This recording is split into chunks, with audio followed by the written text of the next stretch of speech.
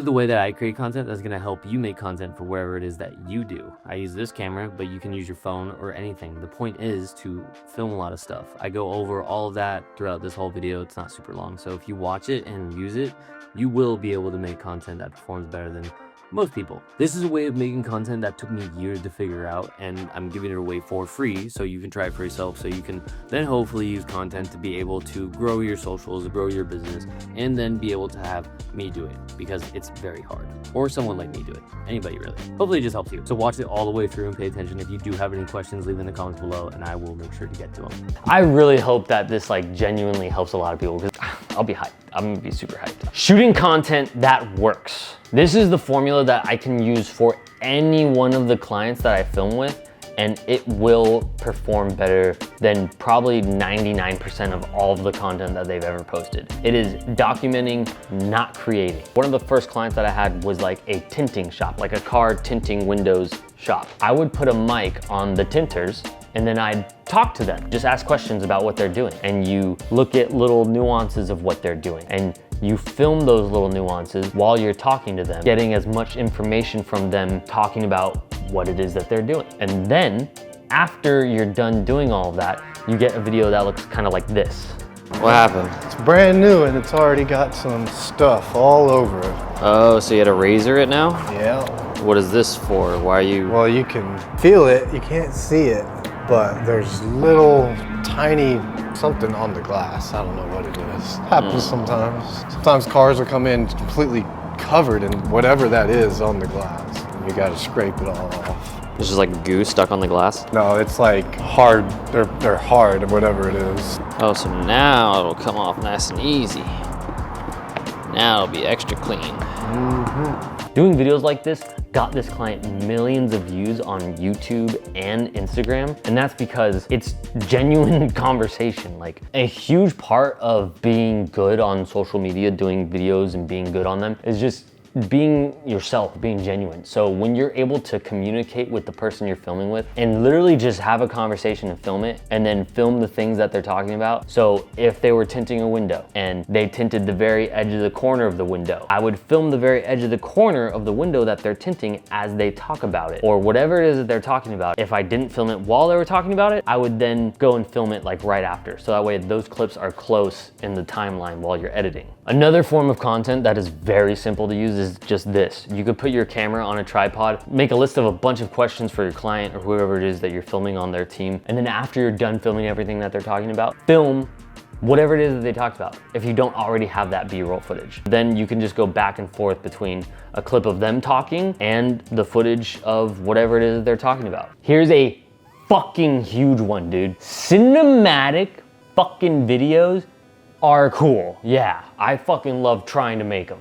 All right, guilty right here, fucking guilty, right? But it does fucking dog shit most of the time on Instagram. And here's why. If you see those accounts that have huge followings because they make all of these cinematic videos, they make all of those cinematic videos. They're known for making those videos. So when people see them pop up with their cinematic videos, they're like, oh, cool, and they watch it more than if you're a PPF shop and you make some cool car edits, but most of the time people are following you because they want to know about PPF. So if you're just spitting out super cool edits, which I've made dope, like look at this cool car edit.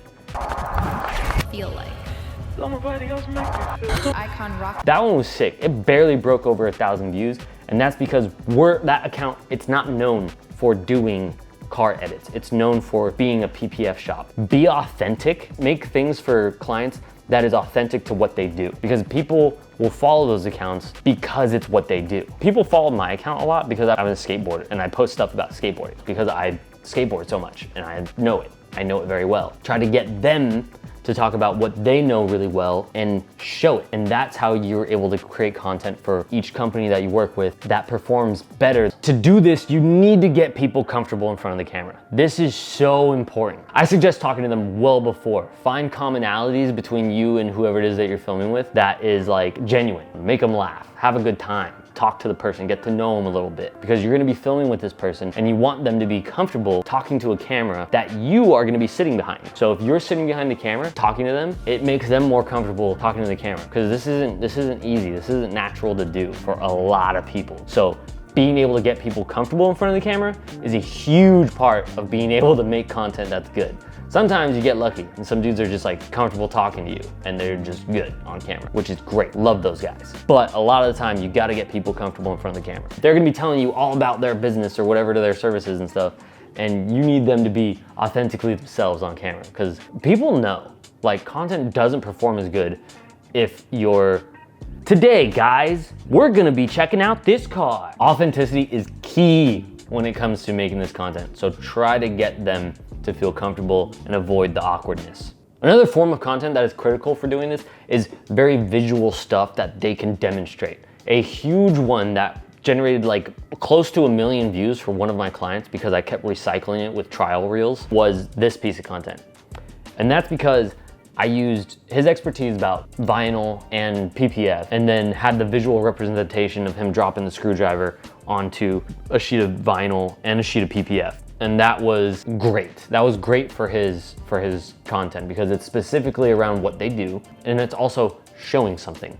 So any type of like visual comparison videos that you can make are amazing for this. So these are videos that I know worked for what I've done, but another just huge thing, if you're working with a pizza shop, go look at pizza shops on Instagram and just look at what they did. Look at a ton of videos of what they've done and then do those videos. Usually those work out well also. So there are a ton of different, endless ways to make video content. The things about getting them to be authentic and making them feel comfortable on camera are probably some of the hugest things that you could do. So get out there and try to start doing these just with anyone doing anything and make the edit. And just so you get the reps in. You don't need anything else besides a good attitude and playful banter, honestly.